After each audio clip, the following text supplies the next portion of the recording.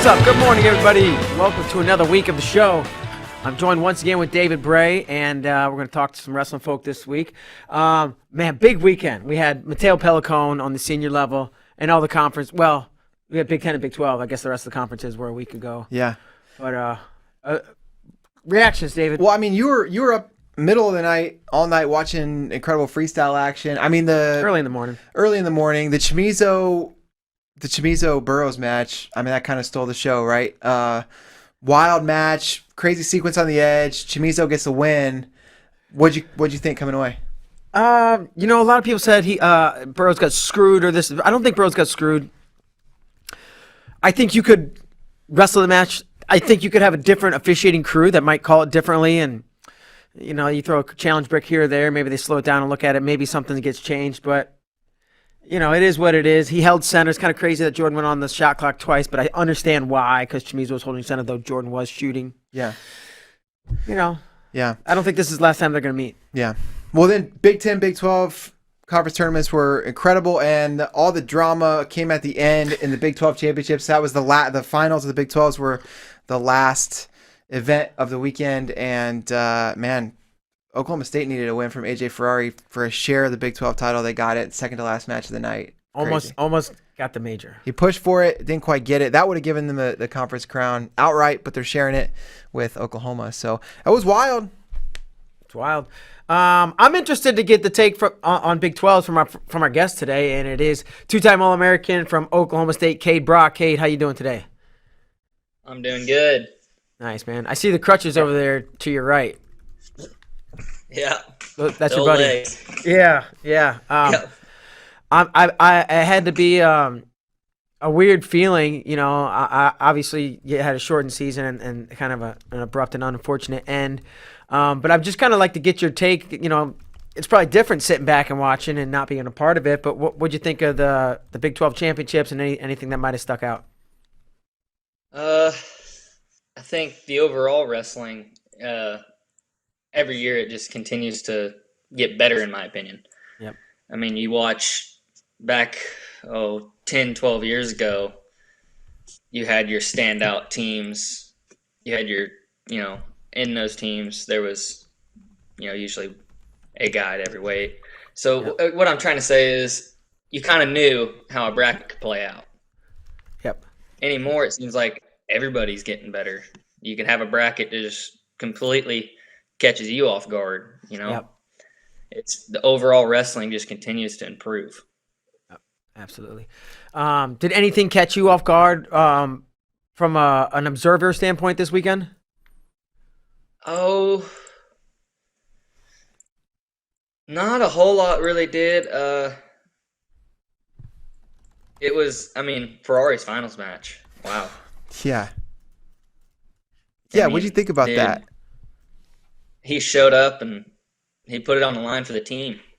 And dude can wrestle now. Yeah. He can wrestle.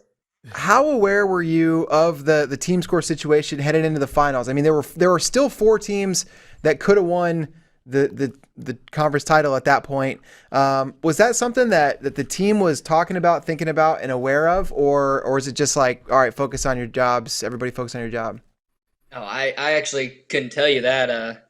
I was up in the stands, but all the OSU fans knew it. That was all the talk everywhere is, man, we got to do this, and this. And, it was up in the stands where I was. It was all we could talk about was, well, we need this to happen, or, so many variables. Yeah. Sure.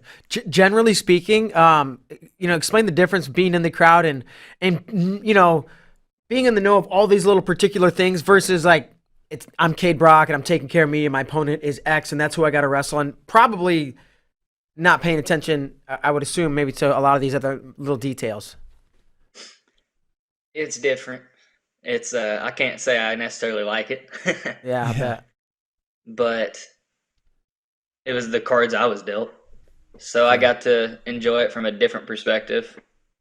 And being in the crowd's different, You're up there watching and rooting, cheering your team on, but you do the same thing as an athlete out there, when you're competing you're cheering your teammates on, but it's different. Sure. You can do something for the team. Up in the stands, you can only cheer them on. Yeah, I bet. So Oklahoma State had 3 in the finals, and I mean the first 2, Dayton and Boo, had OU guys. I mean we've seen Bedlam already twice this year, as we do every year. What was the sense in the arena during those 2 matches when it's a Cowboy and a Sooner squaring off and team titles on the line? Ooh, especially with it being in Tulsa, you had a good mix of both fans. So I mean, it was almost like it was Bedlam duel again during those 2 matches. You have booing and cheering and anything that the ref did that the other team didn't like, it was boo. Or I mean, you couldn't get a good feel on who had more fans in the stands. Yeah. How'd you feel about those 2 matches? I mean, it seemed to me like the OU guys like kind of stepped it up a notch from how they performed against Dayton and Boo in the past.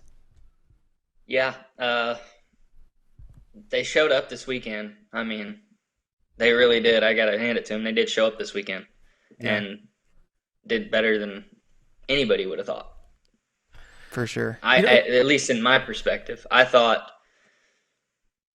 they were going to be 3rd, 4th down the list, and they showed up and wrestled great and really challenged us. Sure. It's kind of weird for me to think of you as this like seasoned veteran on the college team, because I've seen you come up and you've always been this younger guy, and now you're kind of like one of the older guys. And I'm thinking about the difference in, I don't know, personality or the way you carry yourself on the mat from like a guy like AJ, who's like during an injury timeout or a blood timeout, he's throwing his hands up and doing the OSU thing. Like, oh yeah. Yeah, compare, and there's nothing wrong with that, right? But just maybe compare that to the way you were on the mat. Not just wrestling, but, the way you carry yourself. Oh yeah. When I was still, especially when I was young, and even as I grew up, I was always real tunnel visioned on the mat. I mean, it was like there was a big wall where on the edge of the mat, I didn't see outside of it. I mean, it was just me and my opponent, and that was it. That was all I really registered. Uh-huh. So I couldn't really relate to that because, I mean, the fans weren't even there in my mind. Sure. And was it like that from a young age? And I'm sure the youth tournaments, there's not a lot of fans, but it's always been like that? Yeah, no, I'd always been like that. Whenever I got in my zone, that was where I was. It was just me and my opponent. We were just in the room. That was all my brain really registered. Sure. It wasn't, wow, there's this many fans. It was me and my opponent. That's it. Right. And I guess getting to the point of being younger, how old were you when you got involved in wrestling, and what was the kickoff? Was it a family? Was it a friend? Was it a neighbor that introduced you or whatnot? Well, I got into wrestling about 4.5 years old. So about 21 years ago.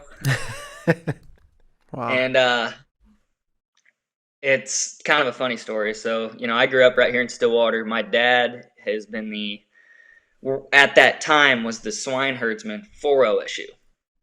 And the last 10 years or so, he's been the farm ranch coordinator at OSU. So I grew up around OSU, and I grew up on the OSU pig farm. Wow. That's where I grew up running around, raising heck. And so I had an uncle, and he's not, I always called him Uncle Danny. And Uncle Danny said, "Boy, Cam, you need to get that boy in wrestling. He is ornery. I think he'd be good at it." And so that next year, Dad put me in wrestling, YMCA. And I really liked it. It was different because I played T-ball from 2 years old.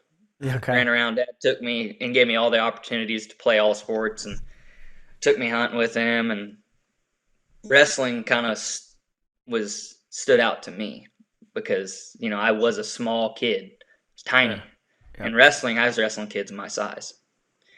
And then as those years kept developing, I had so many people keep coming in and helping me. I, started the YMCA, and then the next year I was in the Cowboy Club with Daniel Cormier and Jamil Kelly and Mo Lawal.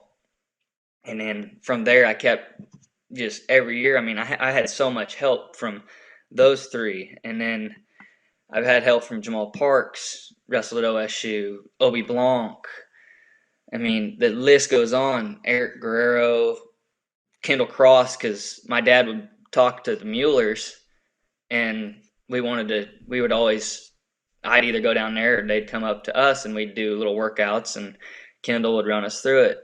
And, there's so many people that have helped me along the way to keep getting better in my technique, but it started at a young age, having those opportunities. And, I mean, when you're 6 years old, and my dad always tells this story, when you're 6 years old and you're on the kids team, and Coach Smith's dad says, "Hey, can Kade stay after and work with Joe?" And Dad goes, "Oh no, I don't want a 6-time world champion coaching my son," jokingly. And then we'd stay behind, and me and Joe would work out and that started at 6 years old. Wow. And those workouts would always be about toughness every time. Really? What was can you tell me, like, if the workout's about toughness, what does the workout look like? Okay, well, you'll get a kick out of this. So me and Joe, we're both ornery, we're both headstrong, and Coach would have one of us get on our back, and the other one would get on top with a headlock, a half, or something, and Coach say, "All right, get off your back," and the other one, hold him down as long as you can. And so we'd start bridging, and it'd go until one of us broke and started crying. 6 years old kids just getting after it now. Wow. I kind of want to do. After this show, you want to do that? Me and you, we'll go out on the. Yeah, we got little 10x10 mats out here. We could do it. Sorry. We gotta start throwing fists at some point. Maybe. Yeah. That's crazy though. Like at 6 years old, that's the kind of workouts you were doing. And were you having success on the mat? Like on the mat, obviously these are the things you're doing in practice to get tough and get better. But were you like having success at 6 and 7 and 8 and through your youth? I was always pretty decent at that age, and I won YMCA Kids State first year, and then got second a couple years at the Division 1 and 2 level, and then I think it was Division 2 I started to win state in Oklahoma, and always play second or third or fourth, fifth at the big Cliff Keen tournaments growing up. And then, I mean, I was always right there, it's good, but I never won the Cliff Keen tournaments. And I think that always... Well, I'm going to have trouble getting around. It kind of helped me keep wanting to strive to win as a kid. Sure. How and then as you progress, like how was your high school career? How was your high school finishes as you started maybe thinking about college? When I first got to high school, I weighed 103 and the weight was 106. And I was tiny. I was putting rocks in my singlets to weigh in. And it was right after I wrestled 91 that summer at Fargo. And so that summer I wrestled 91 at Fargo, my first time going to Fargo. And then that next year I was wrestling 106 at State. And I wrestled good. I ended up third that year at State in Oklahoma and had, I think, like 3 losses, 2 of which came to Marcus Simmons. Went by Pup. Wrestled in college. And he beat me twice that year. And then I got beat by a kid out of Missouri at the Jinx tournament, and then a kid from Sand Springs grew up with Dayton Fix named Cody Karsteiger beat me that year too. Okay. And then the next year I got big. I started to finally grow, I guess. And I got up to about 120 and wrestled 13, and then just continued to grow, and then went from 113 to 132 and just kind of was trying to gain weight, and I weighed 134, wrestled 132, and then the next year I was cutting from about 40, 43 to 32, and then continued to grow even in college. And finally started putting on some muscle. Yeah, no joke. Hey, I'm curious to hear. I mean, talking about your high school career, and it's making me think about still the great year Stillwater had this year. Won the Oklahoma State title. Do you follow the Stillwater high school program at all anymore? Oh yeah, I still keep in touch with it. What'd you think about this year? I think we didn't win districts. We got second to Broken Arrow districts, and then I knew we were in the hunt though. We have some great kids on that program that are gonna hopefully start filtering up into the Cowboy program here before long. But when they won, I mean, it wasn't a shock to me, but I knew that they had a battle for that. Sure. As you're growing up, and you're growing up in Oklahoma, you're growing up in Stillwater, you're training with John Smith's training you at 6 years old to get out of headlocks. How much are you? I know you were to some degree watching big wrestling, going to the Oklahoma State matches, and going to big freestyle events and this and that. Oh, I had so many opportunities. I already told you it was. I always had somebody that was helping me, and I mean, I remember running up there when I'm 8 years old with Joe Smith. We would run up there because we'd be done with the practice, and college guys would be getting ready to start practice. Uh-huh. And I always run up to one of them and try to punch him between the thighs if I could, or hit him with a jump rope. And I mean, that was the type of kid I was. I was a little too fearless. Sure. And they were always. It really was fun for me because they were always so cool. They were always, willing to mess around with a kid. Who was they? I mean, I know like specifically who were the individuals that you remember maybe the most. Chris Pendleton was a fun one. Yeah. I remember he said he took me down one time and held me there and tickled me one time. I'm pretty sure I think I might have been 8 or 9. It was around, it might have been 7 or 8. That was a long time ago. And then Jamal Parks, I remember when I first ever met Jamal, I was like, I'll take you down. I might have been 12 or 13, 14 at that time. And he said, mess with the bull, get the horn. And he took me down like 0.2 seconds. But it's just, I mean, same. Obi Blanc helped me a lot. I worked with Obi all the time when he was still in that Cowboy room, and he was training for his Olympic stuff. Yeah. And we'd work out, and boy, I always thought I was like, he's not that much bigger than me. And then I'd think I could beat him, and he would beat the dog out of me. Yeah. And it was fun. Sure. I got one short video I want to play. I don't know if you remember this, but it was from the 2011 World Team Trials right after it finished up.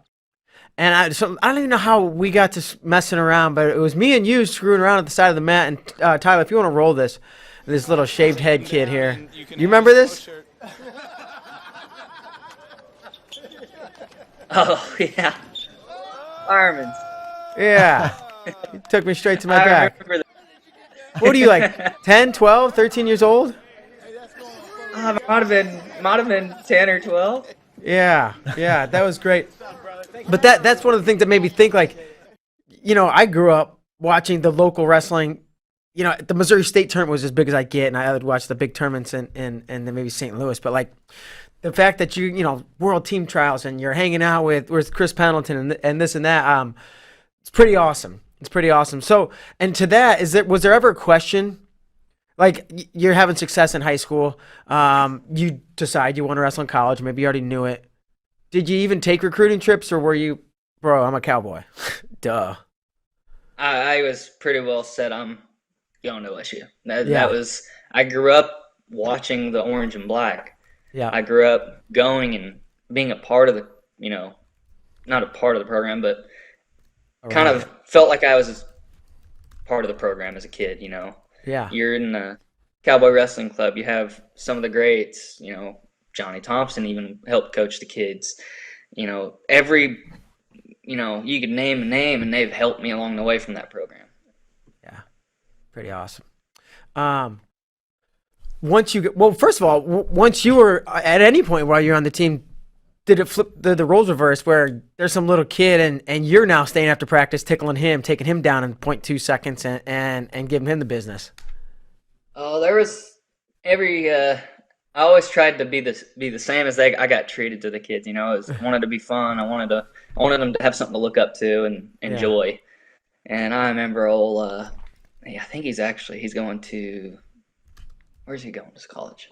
Northern Iowa, I think. His name's Carter Young. Okay. He'd come up to the room, and I'd just tell him, I said, if you can take me down, I'll give you all the money in my bank account. And he would just try to take me down.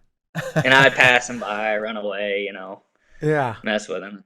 Yeah. There was a lot of the kids, Sam Smith, coach's youngest boy, would come up, and I'd always give him a hard time. And he ended up winning state this year. Yeah, I'm curious what you think about him. I didn't know you'd work with him. It makes sense. I wouldn't say I've got to work with him, but I've played around, wrestled with him. Gotcha. Okay. He's had. It sounds like years, have gone by. He's had these battles with Christian Forbes, and this year he beat him 3 times, including in the state finals, and he kind of widened the gap. What'd you think about his progress this year? Oh, it almost kind of hit me. I always knew he was good, but man, when he first beat Christian Forbes, I was surprised. Not so much surprised, but I was excited. And he continued to just keep improving, And he's slick, and I like that. I like slickness. Yeah. Yeah, you're a slick wrestler. So you come in and I believe, correct me if I'm wrong, you redshirted to start, and then they pull your red shirt to wrestle defending national champion Kade Brock from Oklahoma. First match, is that right? It was my first varsity starting match. Yeah. When they, how did that conversation come up? Was it like, Kade, you're doing well, you're in? Was it sit down, hey, do you think you're ready? Do you want to do it? Or how did that kind of go, first of all? That's funny. So I think it was about a week prior. You remember the Perry Tournament of Champions? Uh-huh.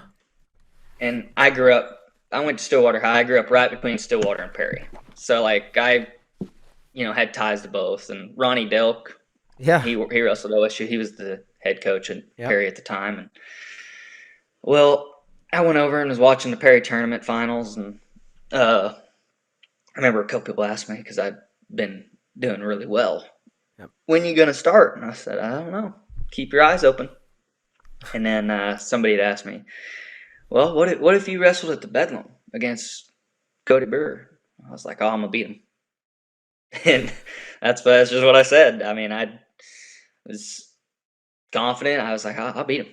And then I think it was 3 days prior to going to Bedlam. It was after practice. Nobody else was around. It was just me and Coach Smith. And I remember asking, I was like, hey, Coach, am I going to get a chance to take this fool out? And Smith said, maybe. That's all I got.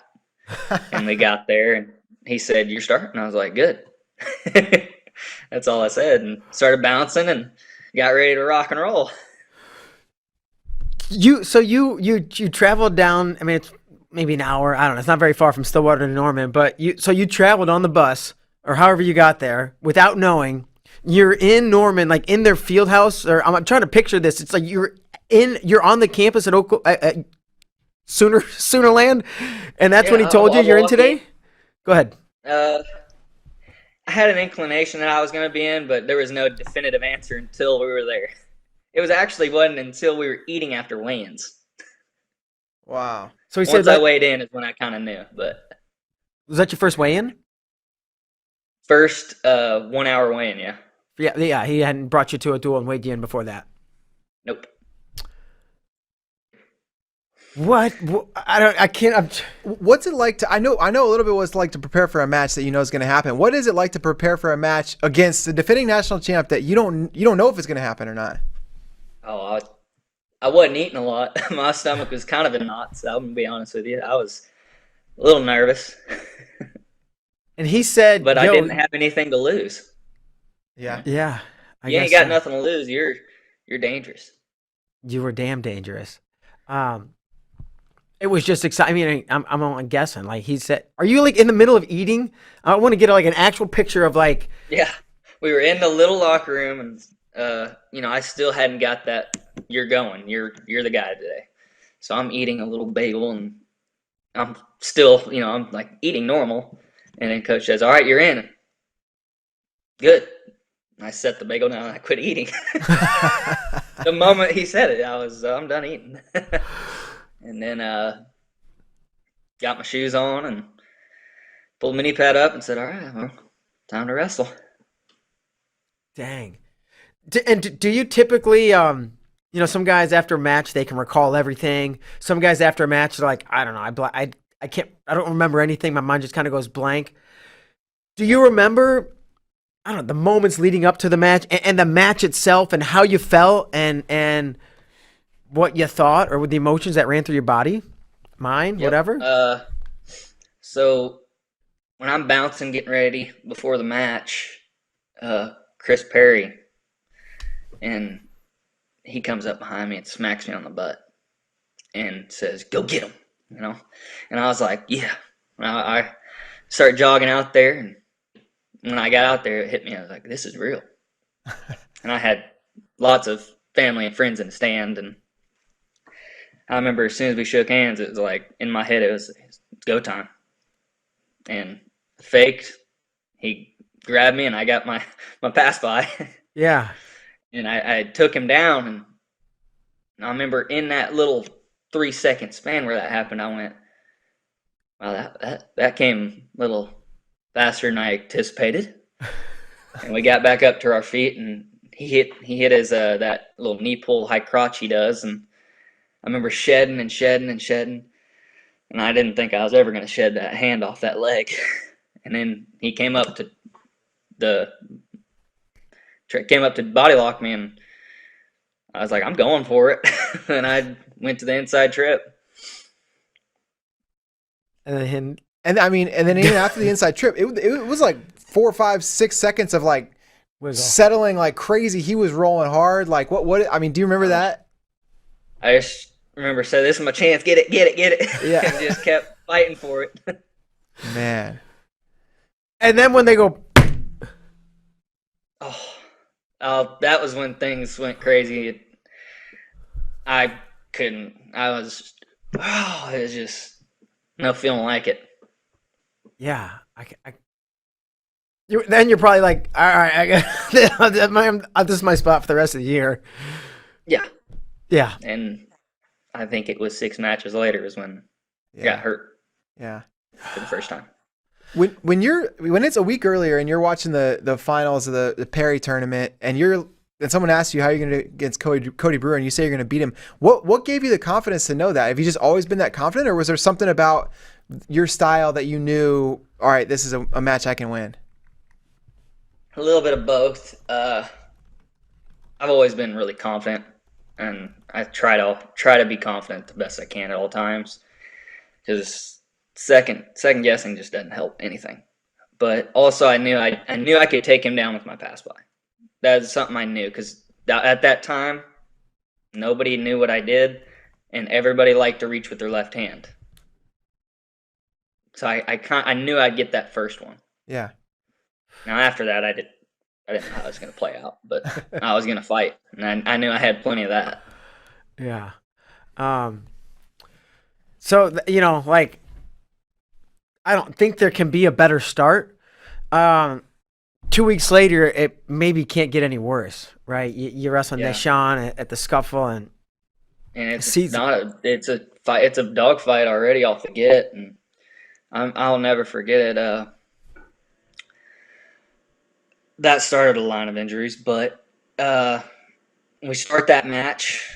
I was still feeling like King Kong, and I'm kind of stalking him, and I remember we were over by his coaches, and he reaches with his left hand. I get my elbow, and I remember hearing his coaches, get out, bail left hand, don't reach." And he circles out, and then we get in a little scramble, and I get in a cradle on the edge, and I was going, uh-oh.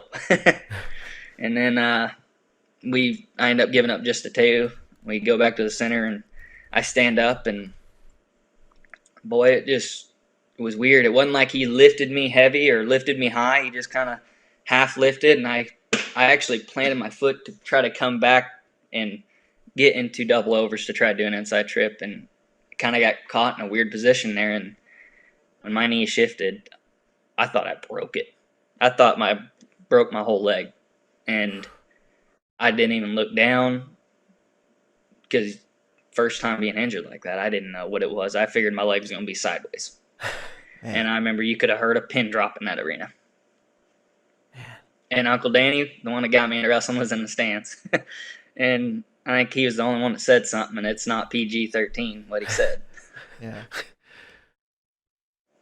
But I don't know. Go ahead. After that, I actually, not many people know that after I tore my first knee, I relearned how to do everything left-handed.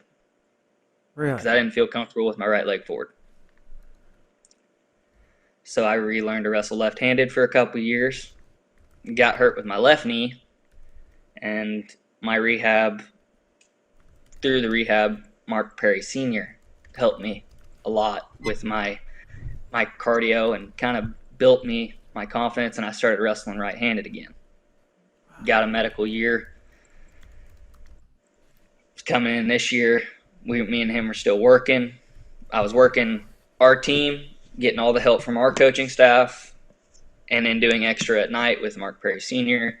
and my, cardio, and just doing extra at all times. And then this last time happened. A series of very unfortunate events. I mean, talk about what it must be like going from the top of the world, right? Pull the red shirt, pin the national champ, to, probably as confident as anybody can be, to busting your knee and having to not even relearn, just learn how to wrestle from the other side, and probably not be as confident as you were because it hasn't worked for you yet. And what that maybe must have been like. It was tough, and being stubborn helps. I'll say that. Yeah.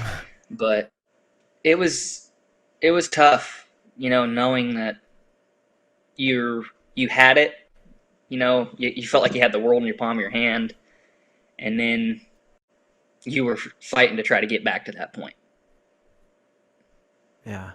So, I mean, it was very hard. I can only imagine. I'm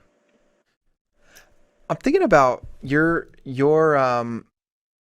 NCAA tournament in 2018. You said that you used to train with Jack Mueller, right? You guys would travel to train together. Yeah. What was it like seeing him in that bracket? 2018. It was tough, but it's how it is. If I don't win, then he wins. And when we got done, his family gave me a hug, and I gave him a hug, and they were like, "If it was anybody, I'm glad it was you." But we were real close with them, and Jack and me were still close, and Jack ended up, what was he? He was a runner-up the next year. Yeah. And I was glad to see that. So we're fast forwarding a little bit till this year. You're injured, you fixed, you dealt with some injuries, and then you get the 6th year, and all right. And last year sucked. Nobody got to wrestle, or and then you're rearing to go for 2021, and maybe walk me through this final and I guess unfortunate career-ending injury and what that situation was like.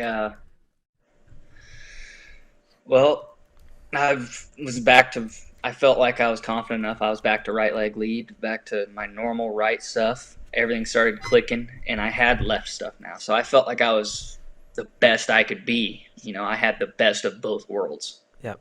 And I got a lot stronger, a lot bigger, and was feeling great. I was ready to rock and roll, and I was in practice, and I had through the years with all my knee injuries and I had torn my MCL many times and was still wrestling. And so the doctors said that I had what he called a lax MCL. It has a little give.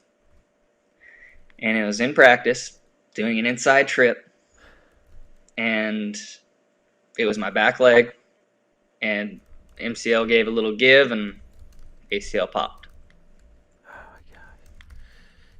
And so kind of bittersweet is what brought me into the scene, and it's also kind of what took me out. Yeah. Did you know right away? Like, Oh yeah, that's my ACL. I'm done. I knew right away it was my ACL. And of course, I'm stubborn. I was asking the trainers, like, is there any way we can just tape it up or just brace it up and I could just wrestle? And then he said, not for you. We got the MRI back, and it was ACL was gone. Some meniscus damage too, among other things. But the surgery itself was what the problem was, because they couldn't do hamstring again. They had to take patellar tendon because the cadavers aren't as strong, and if I tear it again, then metal knee. That's what I was kind of told. I want that. So they did a patellar tendon graft, and because my growth plate in my left knee never formed, they had a bone graft that back. And then they made me a new MCL as well because it was so loose. So I had a good bit done. Wow. What was that conversation like, and who was it like with? And were your parents around, or any of your coaches, or was it just you and the medical staff? And when they just said, "Hey, you're done." Yeah, it was me, the medical staff, and coach was in and out, keeping an eye on me, checking on me, and whenever he was pretty well told, like, hey, he's done. They really, talked to me, and need anything, we're here. They knew that it was really unfortunate, and how hard it was to, take. Yeah. I mean, just think about. I literally, as we were getting ready for this interview, I was looking back at some old matches, and like the first one I saw was, I think, 76-pound Kade Brock at Cliff Keen or something. Through the 11-year-old kid, or the 2011 World Team Trials, to the kid winning state, to and what were the I don't even know what my question is here. How was the time, not just from the time you got the news till maybe, did you accept it right away? People said there's denial, or I don't know. What were the even till now, what's it been like this season, kind of having to just swallow a pill that doesn't taste good? It's really tough. It's been real difficult. I constantly think back on what all I could have done without being injured, or you have a lot of second guesses. And, I had real high aspirations that I don't think I'll get to meet because of all of it. So it's been tough, and it's been really tough just coming to terms with it. Yeah. I want to just say, put a metal knee and I'll come back next year, but that's not how it works. Mm-hmm. What? And you're probably still going through it, right? Like dealing with the emotions of the unfortunate situation. But have you learned anything about yourself or life, or has this shaped you in any ways that you can look back and say, you know what, this sucked, but X, Y, Z? I mean, biggest thing I can think is that I'm ready for about any adversity that can be thrown at me. Yeah, I bet. So what, I don't know, is there a short-term, long-term plan, like finish school, you want to get into coaching, you want to get into business, you want to, I don't know, be a clown at a circus? I'm still kind of I'm weighing my options. I don't really know what the next step is yet. Sure. I would, wouldn't mind coaching, wouldn't mind starting a hunting show, wouldn't mind doing both at the same time. Uh-huh. And, there's also, if I don't get the right opportunity there, I've got other avenues I can take. But it's kind of walking each day right now, trying to figure out what the next place is for me, where I go from here. Sure. You brought up hunting, and I know you'd like to hunt, right? I do. And you know, not that you want to hunt instead of practicing, but I don't know. I'm throwing this out there, and I don't know. But have you been hunting? And is hunting a thing where it's like, man, this helps take my mind off of this shitty situation that I've been dealt, and maybe it's like this, not zen like necessarily, but something that's almost helping you get over this crappy things that have happened to you. So hunting helps you get alone with yourself. You get to think, and nobody's there to bother you. It's just you and big man upstairs, and you're enjoying the nature around. And you can sometimes find some of the most peaceful moments in that. Helps you relax, get away from stresses.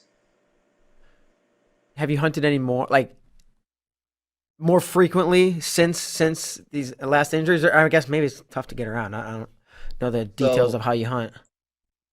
This before this injury, been a year and 10 months ago, you know, couldn't wrestle, so all I was doing was working out with Mark Perry Sr., and he would kind of help me get that scheduled, our workouts around letting me hunt some to get alone and think.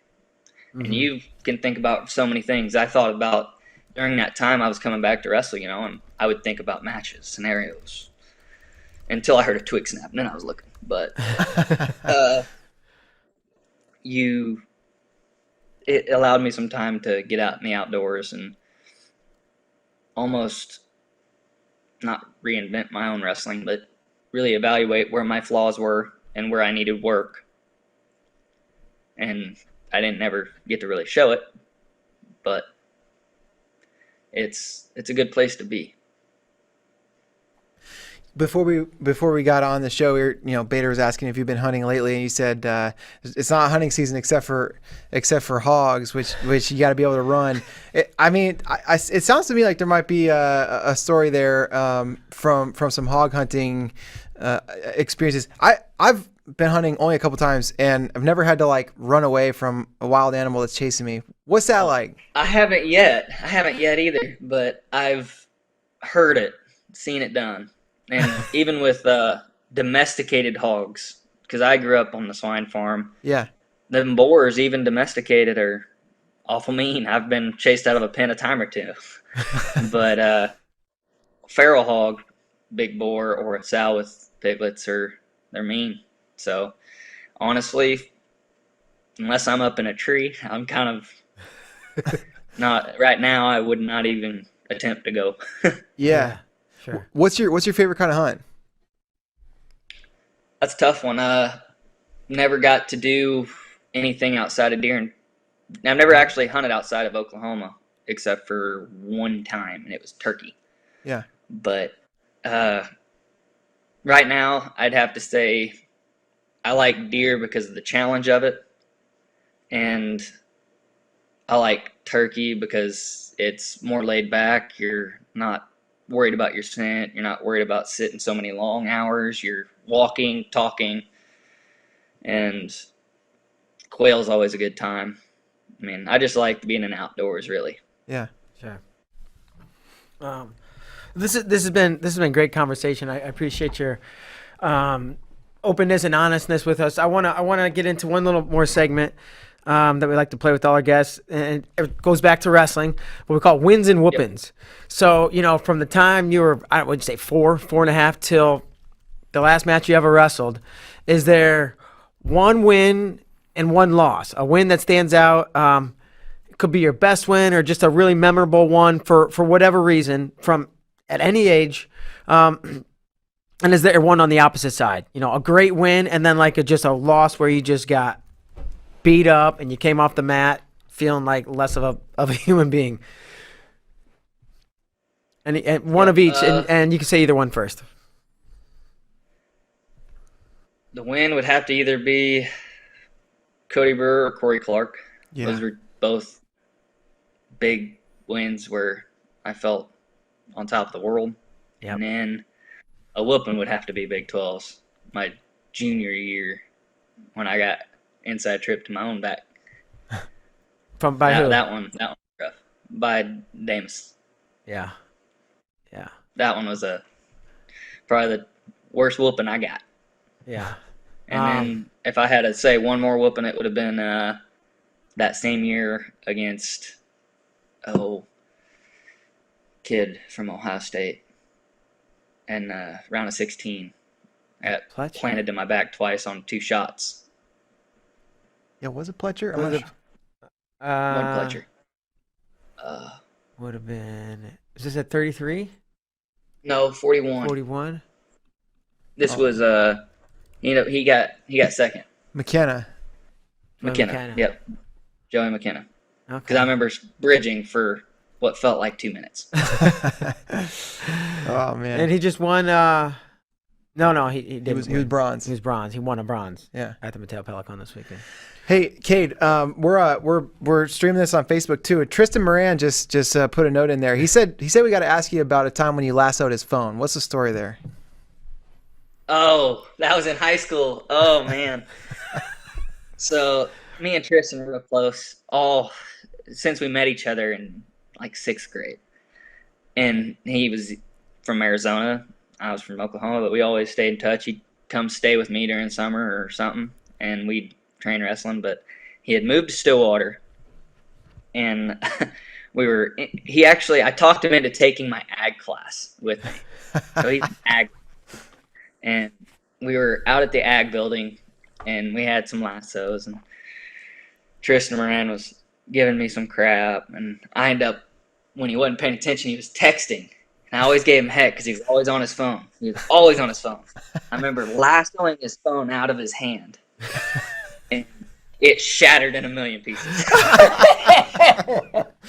And he was so mad, but he was so impressed that he couldn't be mad. Oh, that's hilarious. Yeah. That is impressive. I mean, that's a pretty small object to lasso. I couldn't do it again. I was just gonna ask, is that normal? You just like lasso that cup out of his hand as he's drinking it? I think that was a one-time deal. How far away do you think he was? Oh, he was about probably 15 feet.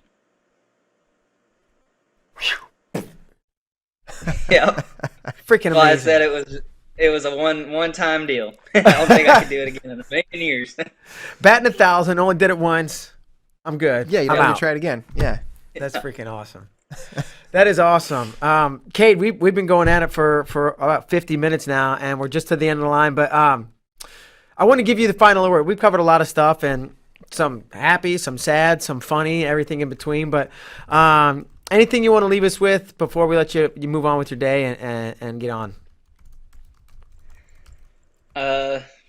Mainly for the kids that are watching, it's or whoever else. I'll regret if I don't say this. Enjoy every second of it. You never know when it could be taken away or you could be done.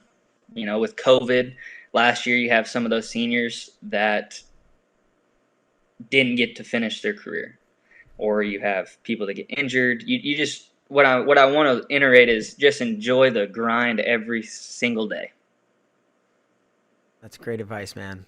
I appreciate it. I appreciate it. And I appreciate you, Kade, coming on and being open and honest with us, because you've had a roller coaster of a ride. And I think that's amazing advice.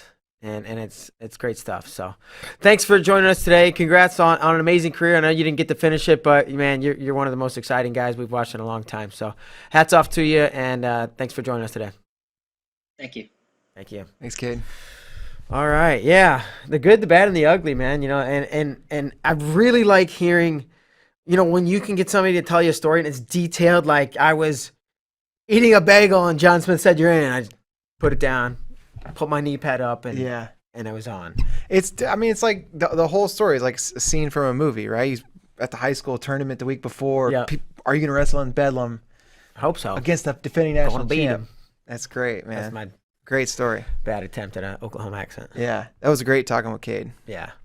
Awesome. Okay, well, Kade, thanks for coming on today. We appreciate it. We will be back again tomorrow with Anthony Valencia, who's been on a tear for Arizona State. So tune in, and we'll see you guys then. Thanks.